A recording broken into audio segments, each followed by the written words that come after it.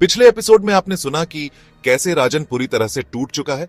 अब आगे दिन बीते, रातें बीती और देखते ही देखते 4 साल गुजर गए।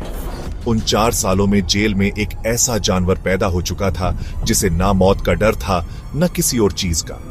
2 लोगों के प्रति उसकी नफरत मानो उसके शरीर के भीतर ज्वालामुखी के उगलते लावे की तरह घर कर गई हो। जेल में न किसी से बात न कुछ बोला। 4 साल में उसने खुद को फौलाद बना दिया था। बहुत बड़े से बड़े गुंडे उसके करीब जाने से डरते। उसकी आंखों में मानो आग दड़क रही हो। उसे मुकुंद के बारे में जानकारी चाहिए थी। धीरे धीरे से एक पुलिस वाले से दोस्ती करी, जेल का इकलौता इंसान जिससे वो बोलता था।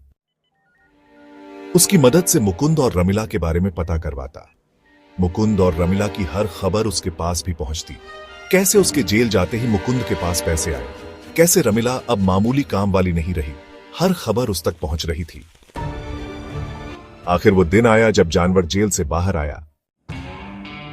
दूसरे ही दिन जगदीशपुर में हड़कंप मच गई। MLA का लड़का और उसका दोस्त गायब था। यह खबर मुकुंद और रमिला को पुलिस स्टेशन ले आई थी। अब आगे राजन का मकसद था केस रियोपण। राजन सच जानना चाहता था। उसे अब विश्वास हो चुका था उसके खिलाफ षड्यंत्र हुआ था। MLA के लड़के उस हैवान की हैवानियत को 5 मिनट भी नहीं सहन कर सके और सब सच उगल दिया। इन 5 मिनट में दोनों हाथों को स्क्रू ड्राइवर से आर पार कर दिया। 4-4 दांत उखाड़ दिए और पैरों के नाखून उखाड़ने लग गया था। ऐसा जानवर की रूह कांप जाए। लड़कों ने सब सच उगल दिया। राजन का कलेजा बैठ गया। MLA ने पूरे शहर के पुलिस प्रशासन को काम पर लगा दिया। वो जैसे तैसे अपने बेटे को खोजना चाह रहा था। मुकुंद और रमिला ने पुलिस स्टेशन आकर इस खोज को सही दिशा दी। FIR हुई। उधर राजन के वकील ने कोर्ट में केस रिओपन करने की याचिका लगाई।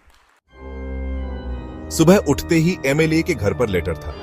अपने बेटे की सलामती चाहते हो तो उस केस को रिओपन करवाओ। पुलिस ने मुझे हाथ लगाया तो तेरा बेटा नभी नहीं गिलेगा।